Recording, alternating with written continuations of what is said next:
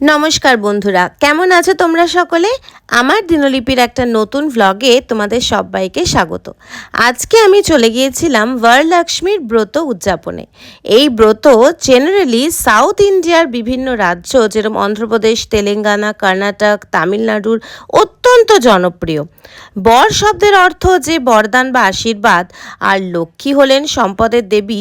সুতরাং বুঝতেই পারছো এই পুজো করলে মা লক্ষ্মী সন্তুষ্ট হয়ে ভক্তদের সকল মনোবাঞ্ছা পূরণ করেন, এটি হলো বিশ্বাস।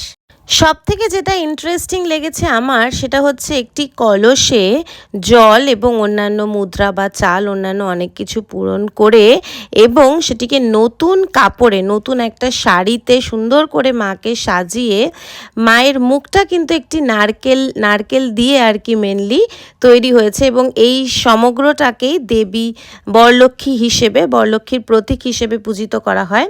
এবং সাউথ ইন্ডিয়ায় জেনারেলি বিবাহিত মহিলারাই এটি পালন করেন নিজেদের মঙ্গল কামনার পাশাপাশি দেবীর কাছে তাদের স্বামী সুস্বাস্থ্য এবং দীর্ঘায়ু কামনা করে আশীর্বাদ প্রার্থনা করা হয়। এবং এই ব্রতয়ে যারা যারা আমন্ত্রিত হন সেই সমস্ত বিবাহিত মহিলাদের সুমঙ্গলী হিসেবে বেশ কিছু তাম্বুলম নামক একটি উপহার দেওয়া হয়, যার মধ্যে পানের পাতা, সুপরি, হলুদ, কুমকুম অর্থাৎ সিঁদুর, মুদ্রা, এই সমস্ত জিনিসপত্র থাকে, যেটা আর কি সৌভাগ্যের প্রতীক, সম্পদের প্রতীক হিসেবে গণ্য করা যেতেই পারে।